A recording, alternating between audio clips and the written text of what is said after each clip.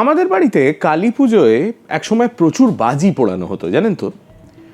আর সেই বাজিগুলো কিনতে আমরা যেতাম চম্পাহাটি বলে একটা জায়গায়। সেখানে একটা বিরাট বড় বাজির বাজার বসে। কলকাতার থেকে অনেক সস্তায় সেখানে বাজি পাওয়া যায়। এবার আমি এবং আমার বন্ধুরা যারা যেতাম আর কি, আমরা সবাই হচ্ছি দক্ষিণ কলকাতার ছেলে। বালিগঞ্জ, তারপরে বেলতলা, ভবানীপুর, এই সমস্ত জায়গায় আমরা থাকি। তো আমরা দুটো গাড়ি নিয়ে এখান থেকে বেরোতাম। এখান থেকে বেরিয়ে পাটুলি হয়ে চলে যেতাম ওই বারুইপুরের দিকে।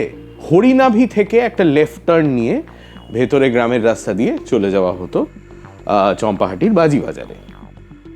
এবার সেই যে যাচ্ছি, রাস্তায় একটা মোড় পড়তো, যেটাকে স্থানীয় লোকে বলতো চায়না মোড় বা চীনা মোড়। কেন যে বলতো সেটা আমি আজ অব্দি বুঝতে পারিনি। সেই চায়না মোড়ে একটা বাজার বসে। সকালবেলা বাজার, সবজি, মাছ, মাংস যেরকম পাওয়া যাচ্ছে। প্রথমবার সেই বাজারটা পেরোতে গিয়ে আমি খেয়াল করি সেই বাজারের পেছনেই এই বাড়িটা, এই বিশাল বড় একটা রাজবাড়ি। তখন থেকেই আমার মনে একটা কৌতূহল শুরু হয় যে এই বাড়িটা কি, এটা কার বাড়ি, এরম একটা জায়গায় এত বড় একটা বাড়ি কোত্থেকে এলো। স্থানীয় লোককে জিজ্ঞেস করি, স্থানীয় লোকে আমায় বলে এটা দুর্গাদাস ব্যানার্জির বাড়ি। তারপর আমি তখন একটা ব্লগ লিখতাম, মানে এইসব ফেসবুক, ইউটিউবে ইতিহাস নিয়ে ভিডিও বানানোর আগে। তো সেই বাড়িটা নিয়ে একটা ব্লগ লিখবো বলে আমি রিসার্চ করা শুরু করি। আর সেইটা করতে গিয়ে যা সব তথ্য পাই, সেটাই আজকের ভিডিওতে আপনাকে আমি জানাবো।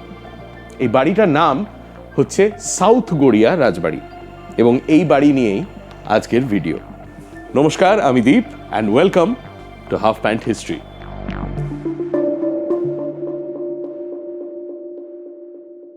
আমাদের গল্প শুরু হয় বিনায়ক ব্যানার্জি বা বিনায়ক বন্দ্যোপাধ্যায়কে দিয়ে।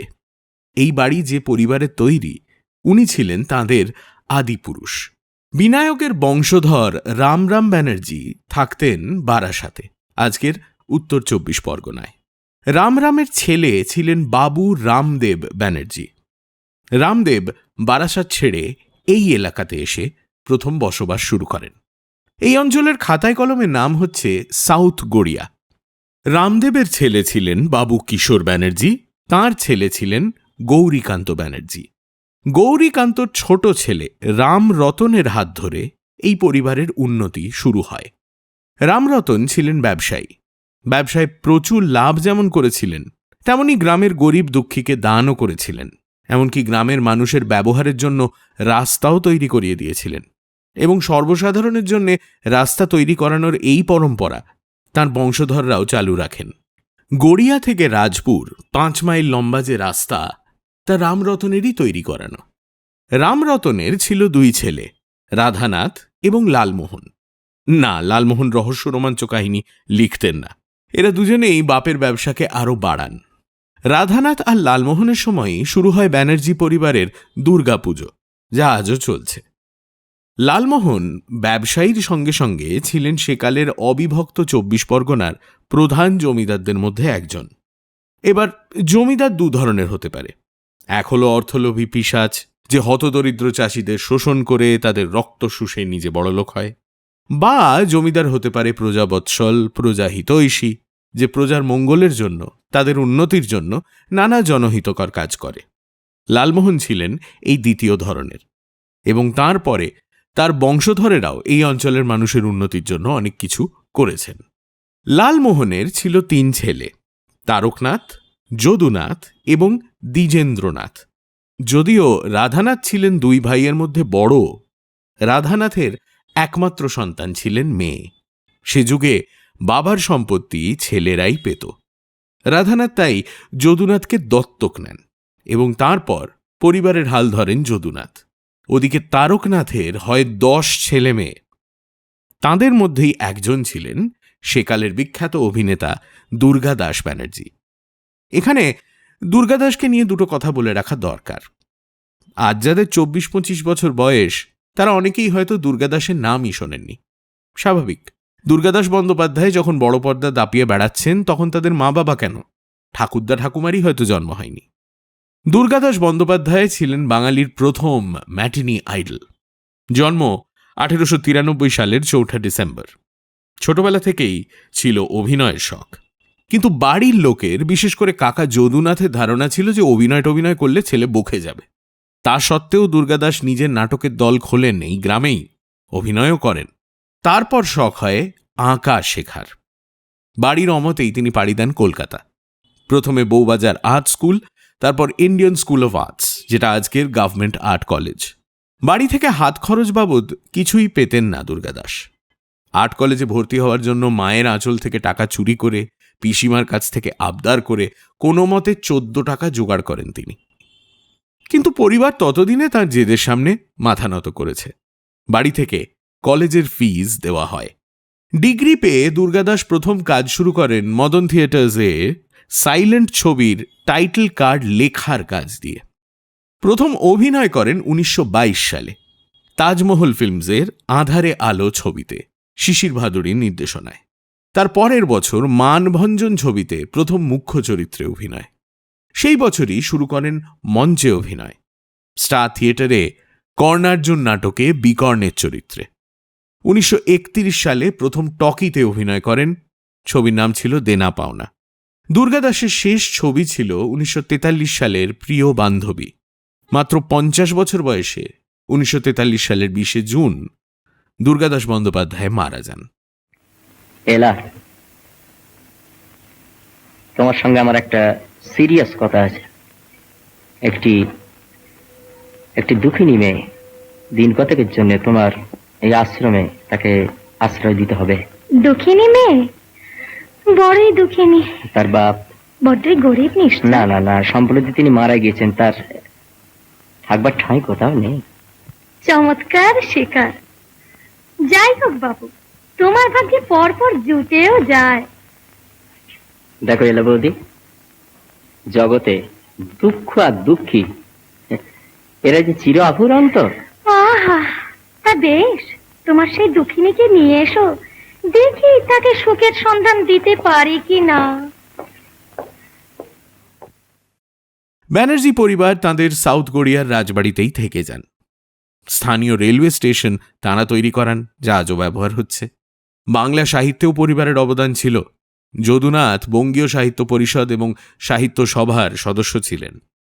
1950 সালে পূর্ববঙ্গে, মানে তৎকালীন পূর্ব পাকিস্তানে, এবং তারপর 1954 সালে পশ্চিমবঙ্গে জমিদারি প্রথা আইন করে তুলে দেওয়া হয়।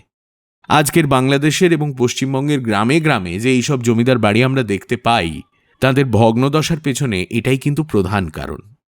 আজকের মানুষ কল্পনা করতে পারবে না যে জমিদারি থেকে কি বিপুল পরিমাণ অর্থ উপার্জন হতো। সেই পরিমাণ অর্থ যদি আপনার হাতে থাকে, তাহলে এমন পেল্লায় একটা প্রাসাদ তৈরি করে ফেলা এবং তা মেনটেন করা আপনার কাছে কিছুই না। কিন্তু যে মুহূর্তে সেই আয়ের উৎস আপনার কাছ থেকে কেড়ে নেওয়া হচ্ছে, সঙ্গে সঙ্গে এই প্রাসাদ কিন্তু আপনার কাছে হয়ে যাচ্ছে একটা বোঝা। আপনি ভেবে দেখুন না, আজকের দিনে একটা সাধারণ ছোটখাটো বাড়িও মেরামত করে রং করাতে গেলে অন্তত লাখ টাকা তো খরচ হয়েই যায়। তাছাড়াও এইসব বাড়ি তৈরি হয়েছিল বড় একান্নবর্তী পরিবারের জন্য। আজকালকার নিউক্লিয়ার ফ্যামিলির যুগে এমন বাড়িতে থাকা কিছুটা অসুবিধে। তাই এরকম বাড়ি সাধারণত ভাগ হয়ে যায় নানা শরিকের মধ্যে, যে যার নিজের অংশটুকু নিয়ে পড়ে থাকে। সব শরিকদের তো আর আর্থিক অবস্থা একরকম হয় না, কাজেই বাড়ির মেনটেনেন্সেও তার ছাপ পড়ে। আজ যদি আমরা রাজস্থানে যাই, সেখানে আমরা দেখব প্রায় গ্রামে গ্রামে যে হাভেলিগুলো ছিল, সেগুলো ধীরে ধীরে হোটেল বা রিসর্ট হয়ে গেছে। তবে একটা সম্পত্তির যখন একাধিক শরিক, তখন এরম সিদ্ধান্ত নেওয়াও শক্ত। একজনকে হ্যাঁ বলানো সহজ, কিন্তু তার জায়গায় 17 জনকে হ্যাঁ বলাতে হলে সেটা অনেক বেশি শক্ত কাজ। তাই বলে আমাদের রাজ্যে যে এমন পুরনো রাজবাড়ি থেকে হোটেল একেবারে হয়নি তা নয়। বাওয়ালি রাজবাড়ি, ইটাচুনা রাজবাড়ি, কাশিমবাজার রাজবাড়ি, এগুলো তো হয়েছে। তবে এরকম প্রত্যেকটা বাড়িরই নিজস্ব কিছু সমস্যা থাকে, সেগুলো সমাধান না করতে পারলে এগোনোর উপায় নেই। সাউথ গড়িয়া রাজবাড়ি ঠিক কবে তৈরি তা আমি জানতে পারিনি, তবে আন্দাজ করছি এটা সম্ভবত 1800s মাঝামাঝি একটা সময় তারকনাথের আমলে তৈরি। বাড়ির আর্কিটেকচার দেখেও তাই মনে হয়।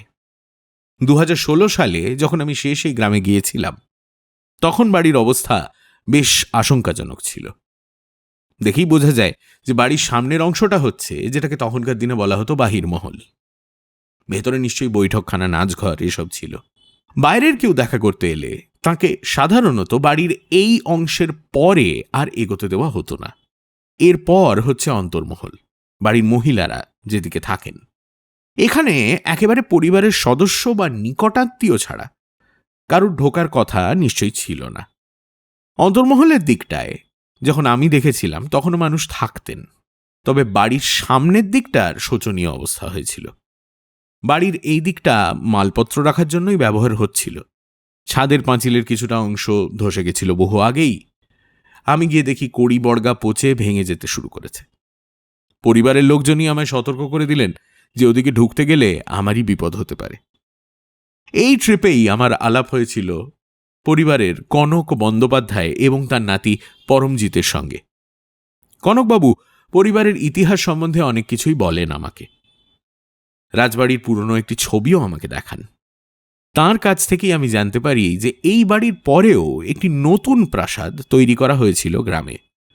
সেটি দিয়ে দেওয়া হয় সরকারকে, এবং সরকার সেখানে এখন একটি বৃদ্ধাশ্রম চালায়। তবে এটা কোনো সাধারণ বৃদ্ধাশ্রম নয়।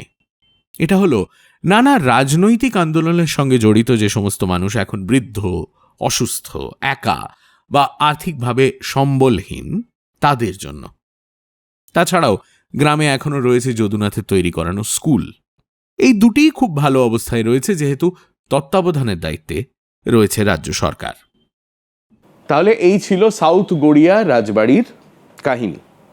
যদি আপনি এখানে যেতে চান তাহলে কাউকে কিচ্ছু জিজ্ঞেস করতে হবে না, সোজা গুগল ম্যাপসে যান, গিয়ে সাউথ গড়িয়া রাজবাড়ি টাইপ করুন, করে সার্চ মারুন, দেখিয়ে দেবে রাস্তা আপনাকে। যদি ট্রেনে যেতে চান সেই অপশনটা সিলেক্ট করে নিন গুগল ম্যাপসে, কোন ট্রেন, কোন স্টেশন, কটার সময় ট্রেন, সব কিছু আপনি সেখানেই পেয়ে যাবেন।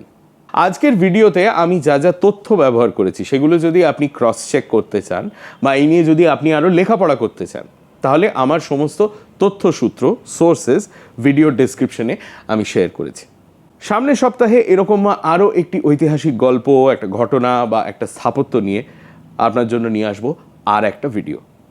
ততদিন ভালো থাকবেন, সুস্থ থাকবেন, আর অফকোর্স ইনস্টাগ্রামে ফলো করবেন আর ইউটিউবে সাবস্ক্রাইব করবেন টু হাফ প্যান্ট হিস্ট্রি। আমি দীপ, নমস্কার।